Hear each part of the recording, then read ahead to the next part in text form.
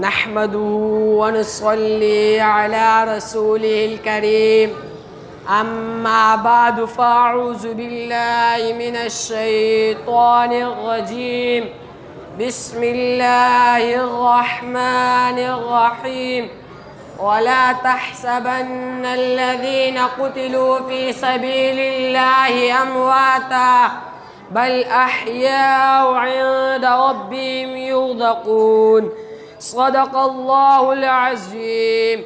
وقال النبي صلى الله عليه وسلم اعلموا أن الجنة تحت ظلال السيوف أو كما قال عليه الصلاة والسلام. یہ بات آیا ہے دنیا پر ہم پھول بھی ہے تلوار بھی ہے، یہ بزم جہاں میں کھائیں گے یا خون میں نہا کر دم لیں گے. ہر سمت مچلتی کرنوں نے افسوس شب غم توڑ دیا.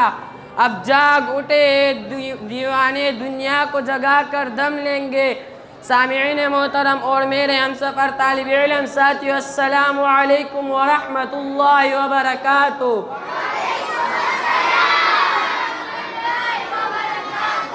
آج میں آپ حضرات کے سامنے جذبہ جہاد کے موضوع پر لب کشائی کرنا چاہتا ہوں. سامعین محترم، رب کا فرمان ہے یا ایھا النبی حرض المؤمنین علی القتال. اے نبی، آپ مؤمنین کو جہاد کے لیے تیار کیجئے. میرے مدنی آقا نے رب کا یہ پیغام سن کر کمر بستہ ہو گئے. کفار کی ایوانوں میں زلزلہ آنے لگی، کیسر و کسریٰ کی ہوا کرنے لگی.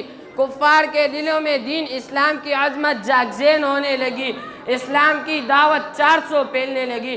میرے محبوب پیغمبر اعلیٰ کلمت اللہ کے لیے کبھی بدر کے میدانوں میں اور کبھی احد کے میدانوں میں اور کبھی خیبر کے نخلستانوں میں اور کبھی تبوک کے تت و صحراؤں میں اور کبھی خیبر کے نخلستانوں میں اور کبھی حنین کے ریگستانوں میں انا النبی لا کذب انا ابن عبد المطلب کے ریجیا پڑھتے ہوئے کفار کے ایوانوں کو ملیاں میٹ کرتے چلے گئے. کملے والے نے سوال کیا، اے رب کب تک جہاد کرتا رہوں گا؟ عرش سے آواز آئی، وَقَاتِلُوهُمْ حَتَّى لَا تَكُونَ فِتْنَةٌ وَيَكُونَ الدِّينُ كُلُّهُ لِلَّهِ. اے نبی جہاد کرتے رہیے حتیٰ کہ کفر کا نام و نشان مٹ جائے اور چار دنگ عالم میں اسلام کا بول بالا ہو جائے. کملے والے نے سوال کیا، اے رب شہید کو کیا ملے گا؟ عرش سے نادائی آئی، میرا دیدار نصیب ہوگا. سامعین محترم، جذبہ جہاد کو دیکھنا ہے تو ابو ایوب انصاری رضی اللہ تعالی عنہ کو دیکھے.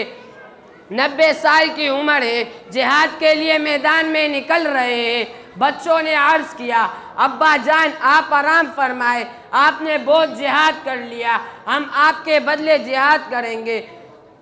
میرے ابو ایوب انصاری رضی اللہ تعالی عنہ سے رہا نہ گیا، بول پڑے، میرے بیٹو سنو، اگر مجھے اللہ کے راستے پر موت بھی آ گئی تو میرے لاش کو اللہ کے راستے پر چلانا.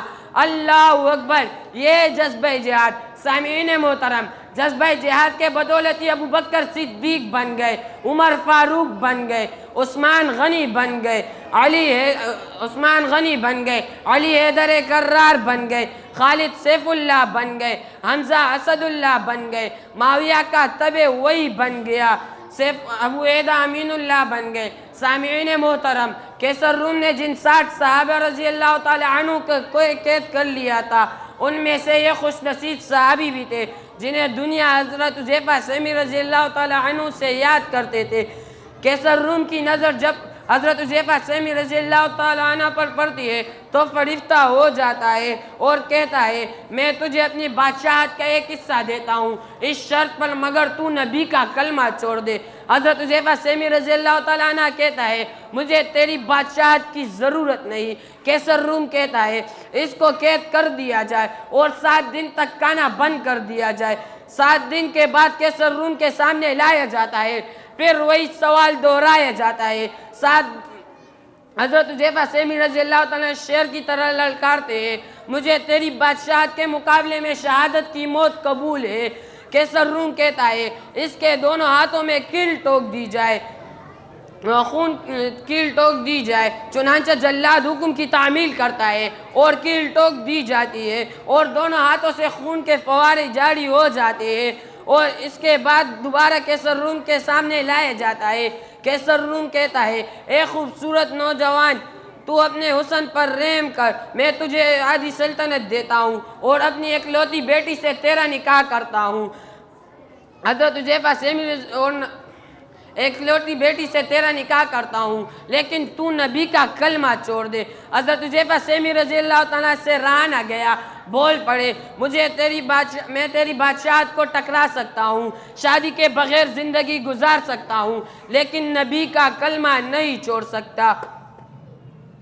کیسر روم حکم دیتا ہے تیل کی کڑاہی گرم کی جائے اور اس میں اس کو ڈال دیا جائے۔ چنانچہ تیل کی کڑاہی گرم کی جاتی ہے اور حضرت حذیفہ سیمی رضی اللہ تعالیٰ عنہ کو اس میں ڈال دیا جاتا ہے۔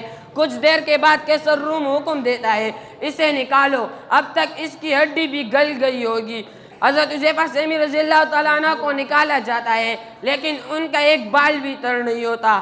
آخر ایسا کیوں نہ ہو؟ شاعر کہتا ہے فانوس بند کر جس کی حفاظت خود ہوا کرے، وہ شمع کیا بجے جسے روشن خدا کرے۔